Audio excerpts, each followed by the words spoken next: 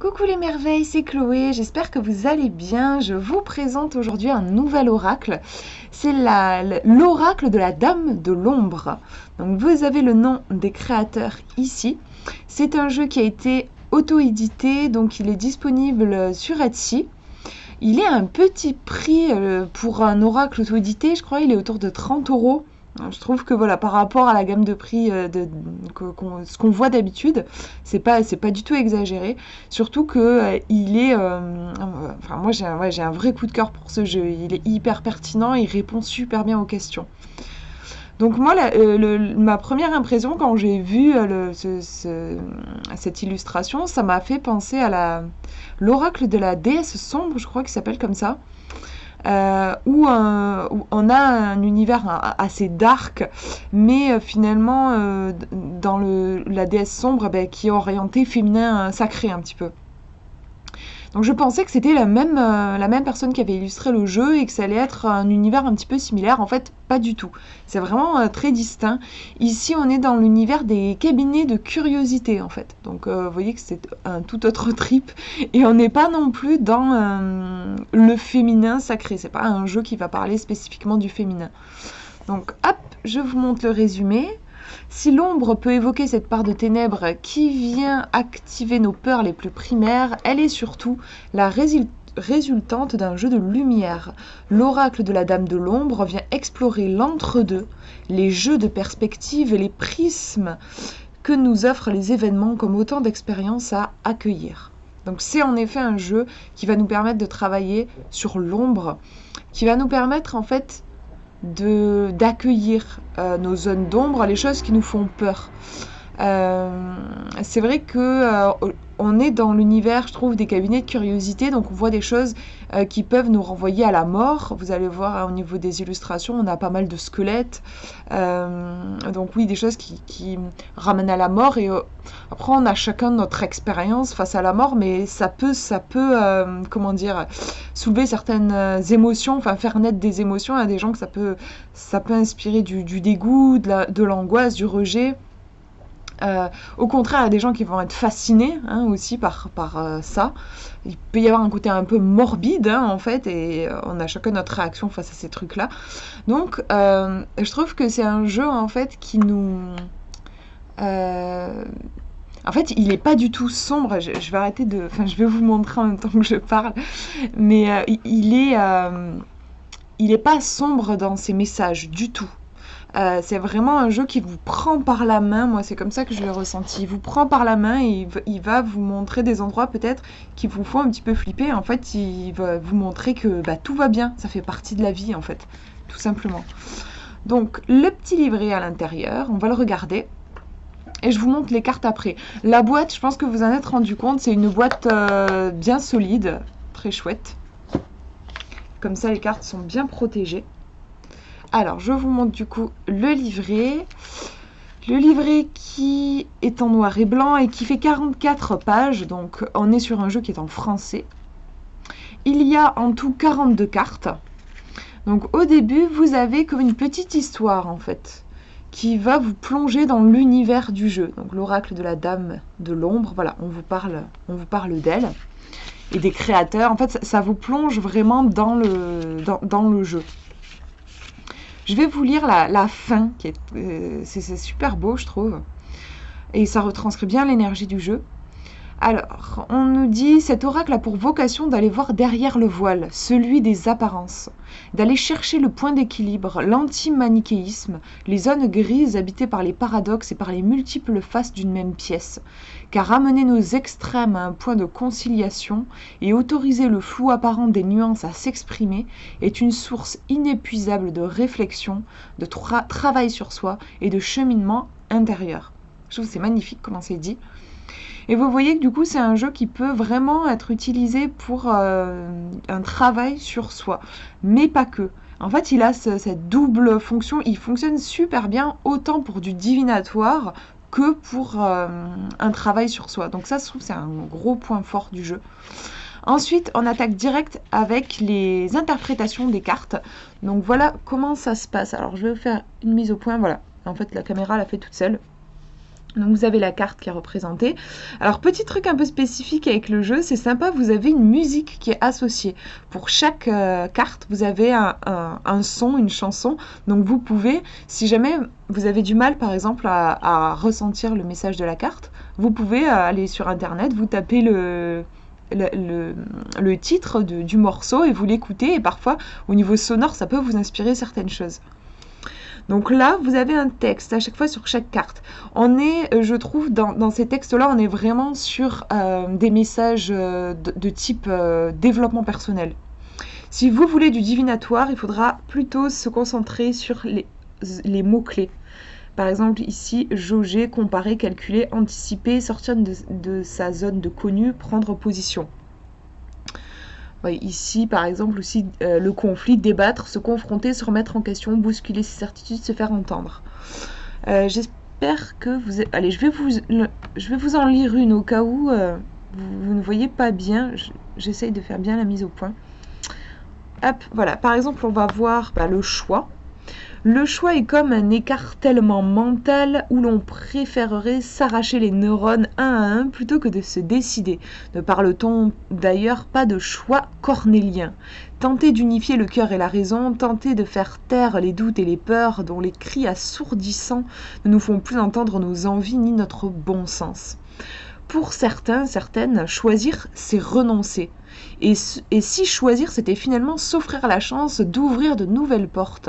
Car si chaque choix comporte son lot de conséquences et de sacrifices, il comporte également son lot d'opportunités, dont seul le temps nous permettra d'en voir les contours.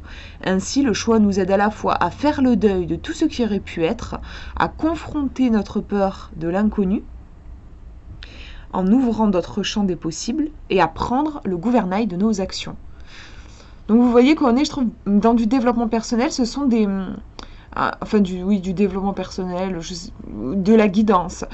En fait, ce sont des textes qui nous permettent une réflexion. Chaque carte ouvre sur une réflexion. Et les mots-clés, pour moi, viennent appuyer, en fait, la réflexion. Donc voilà, vous avez ça pour chaque carte. Et à la fin, vous avez des tirages. J'ai adoré. Vraiment, je sais pas, j'ai un très très bon feeling avec les tirages qui sont proposés.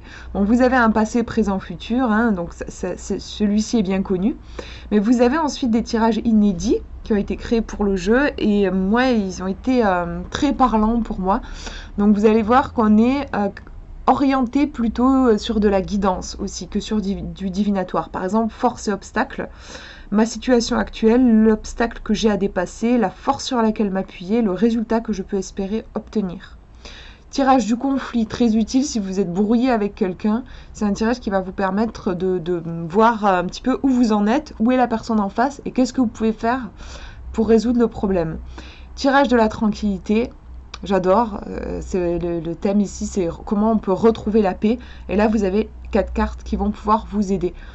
Donc moi je sais pas pour rien si j'ai un très bon feeling avec ces tirages, c'est parce que c'est précisément ce que j'aime faire avec les cartes, c'est-à-dire que ce sont des tirages qui vont vous permettre de prendre conscience de ce qui se passe, les énergies que vous vivez, et qui va vous donner des conseils, qui va éclairer votre chemin pour savoir, ok, maintenant que je sais ce qui se passe, j'ai envie de savoir qu'est-ce que je peux faire, et l'oracle vous guide à ce niveau-là, donc c'est vraiment... le top du top, je trouve, quand on utilise comme moi les jeux. Moi, j'utilise essentiellement les jeux pour ça, en fait, pour me guider dans le présent. Et après, à la fin, vous avez un tirage plus complexe. Alors, j'ai pas pris le temps encore de le faire, mais je vais le faire très bientôt. C'est un tirage à 8 cartes. En fait, vous avez, dans les cartes, vous avez la carte des possibles. Vous allez la voir quand je vais vous montrer. C'est une carte un peu particulière. Et quand vous la tirez, on vous propose de faire ce tirage pour explorer cette fameuse carte des possibles. Donc vraiment, je trouve que c'est très complet. Fallait y penser, je trouve, d'aller créer un tirage exprès pour une carte du jeu. Donc vraiment, je trouve que c'est un super travail qu'ont fait les auteurs. Et je vous ai pas montré le dos. Il y a un côté assez mystérieux aussi. Hop, allez, je vous montre les cartes. Donc elles sont assez petites. Mais le boîtier aussi, hein, vous voyez, ma main arrive bien à l'attraper.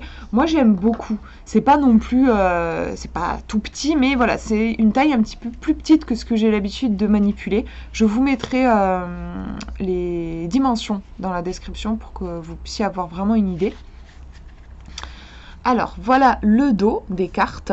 Donc, vous voyez qu'elles sont brillantes, elles glissent très très bien et elles sont de très bonne qualité, comme elles sont recouvertes là d'un truc un peu glossy, ça protège bien les cartes. Donc, elles sont vraiment, au niveau de la qualité, elles sont au top.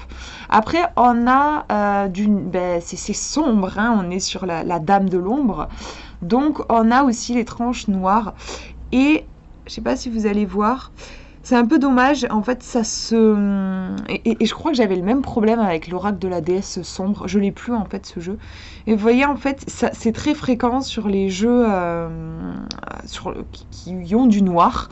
Le noir, ça s'écaille un petit peu. Bon, c'est un peu dommage, mais bon, après, voilà, ça n'enlève pas... c'est juste sur les tranches, en fait. Les cartes, après, ne sont pas toutes noires, donc ça n'abîme absolument pas les cartes. C'est juste sur les tranches que, voilà, faut savoir qu'à force de manipuler le jeu, il risque d'y avoir quelques petits accrochages. Donc, je vous montre les cartes.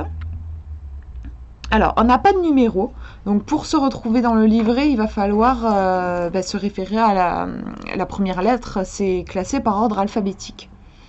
Donc les cartes sont très épurées, ça j'apprécie, on n'est pas surchargé de détails. Et donc vous avez l'illustration, et bon, vous allez voir avec les autres cartes, mais on est sur un univers bien spécifique, je trouve. Et donc vous avez le mot-clé. Là, on a l'inspiration. La réussite. Donc voilà, par exemple, la réussite, je trouve ça drôle parce que oui, c'est un soleil, mais quand on regarde bien, alors je sais pas si vous allez très bien voir, je vais essayer de vous montrer. Moi, en fait, quand je l'ai tirée, cette carte, je me suis dit, c'est drôle, on dirait vraiment, en fait, une fissure. Hein. On dirait qu'il y a eu comme un choc dans la carte qui a formé un trou et des fissures. Et puis, bon, on a rajouté... c'est comme si, en fait, le soleil venait... Je sais pas si vous allez ressentir l'image que j'ai, mais c'est comme s'il y avait eu, genre, oui, une pierre qui vient faire un trou dans une surface, et c'est tout fissuré là, et puis il y a le soleil qui vient s'approcher et qui montre son visage. En fait, je trouve que c'est intéressant parce que on est sur une carte qui est très lumineuse, la carte de la réussite, et en même temps, on garde un côté un peu dark, en fait, avec cette impression, en tout cas moi, que j'ai de fissure. Et je trouve ça poétique. Je trouve qu'il a un côté poétique, le jeu, en fait. Dans le sens où la réussite, elle se nourrit peut-être aussi de nos échecs. C'est si on... Enfin, je sais plus, il y a une citation aussi qui disait un truc comme ça, que nos échecs, nos erreurs, ce sont les graines de nos futures réussites. Je trouve qu'il y a cette idée, on peut retrouver ça dans la carte. Donc là, on a l'éclosion. Donc comme je vous disais, on est dans l'univers des cabinets de curiosité. Donc c'est un peu troublant de voir ce côté éclosion. Donc on est sur la naissance et en même temps, on est clairement sur l'image de la mort avec un squelette. Enfin voilà. Le potentiel. Les sentiments, très jolis, très poétiques. Mais j'ai ma webcam qui, j'aimerais bien vous les montrer au mieux, les cartes quand même. La tranquillité, j'aime beaucoup ce genre de carte dans un jeu. Je trouve que c'est important d'avoir une carte qui va nous préciser quand c'est le moment de faire une pause, quoi. Le désir, donc là on a l'image du serpent, de la pomme, de la tentation. La solution. Le culot, je la trouve drôle cette carte en fait. Je ne l'ai pas encore tirée donc je la connais pas, mais quand j'ai vu passer le jeu, je sais pas, j'ai trouvé drôle cette carte. Le flair. Le temps. Le soin avec cette petite potion. Et on a un petit... Enfin voilà, on a des fois des choses qui peuvent faire penser, oui, clairement à l'univers des sorcières. L'échec, donc c'est là, clairement, c'est l'image que j'avais un petit peu avec le soleil. Bon, là, on voit vraiment que c'est en effet le truc qui s'est... Enfin, comme un miroir qui s'est cassé, quoi. la légèreté, la justice. J'aime beaucoup, ça forme comme des yeux, hein, avec ici un œil qui pleure, et on a un crâne au-dessus. La rencontre, on a un petit côté qui rappelle un tableau bien connu, je trouve, enfin moi ça me fait penser. L'intuition, le danger. Ah là voilà, la fameuse carte des possibles que je trouve très intéressante. J'aime bien parce qu'il y a un côté mystérieux et on peut y projeter tout ce qu'on veut. Après justement, si on est un peu indécis, eh ben, on peut aller faire le tirage que je vous ai montré là dans le livret à 8 cartes, je crois. Enfin voilà, vous avez un tirage pour explorer ces fameux possibles. Opportunité, émotion. Ça bouillonne, c'est intéressant, je trouve, comment c'est représenté. Le deuil, le mouvement, donc je disais, il y a un petit côté sorcière, hein, enfin même un gros côté sorcière. Le souvenir, le conflit, la méfiance avec le piège, le choix. C'est bien représenté, je trouve. Hein. C'est ce côté où on se prend la tête, ça fait mal hein, aussi quand on se triture les méninges, en fait. Hein. C'est un peu ça. Ben voilà, justement, on a la carte de la réflexion qui arrive derrière. La passion, avec le feu de la passion, représenté ici. L'ancrage, la déstabilisation. L'ouverture. C'est intéressant, je trouve, d'avoir mis un miroir. On dit que les miroirs sont des ouvertures sur d'autres mondes. C'est intéressant, je trouve. La protection, avec la licorne. La satisfaction, j'aime beaucoup. Je trouve le mythe du vampire très intéressant, très fascinant. Et j'ai pas, en fait, de jeu sur les vampires. Et je trouve intéressant, là... cette histoire de désir, on veut quelque chose, on a soif de quelque chose, à quel moment on est satisfait, est-ce qu'on se satisfait de ce que l'on a, voilà, on a plein de réflexions qui peuvent arriver derrière. L'illusion, encore ces trucs un peu craqués, la craquelée, moi j'aime beaucoup. Voilà pour les cartes. Vraiment, moi, c'est un jeu, c'est rare que j'ai une connexion comme ça avec un jeu. Je trouve qu'il est... en fait, parce qu'il n'a pas énormément de cartes, enfin, il a 42 cartes, je crois. C'est très bien, mais je veux dire, c'est pas... Des fois, j'achète un oracle et je suis choquée par le nombre de cartes. Je me dis 70 cartes pour un oracle, je me dis, waouh, je vais pouvoir avoir plein d'interprétations super précises et tout. Et lui, 42 cartes, c'est normal, on va dire. Et en fait, je suis impressionnée par la précision. À chaque fois que j'ai fait des tirages, j'ai vraiment des précisions incroyables. Et c'est d'autant plus incroyable qu'il n'y a pas tant de cartes que ça.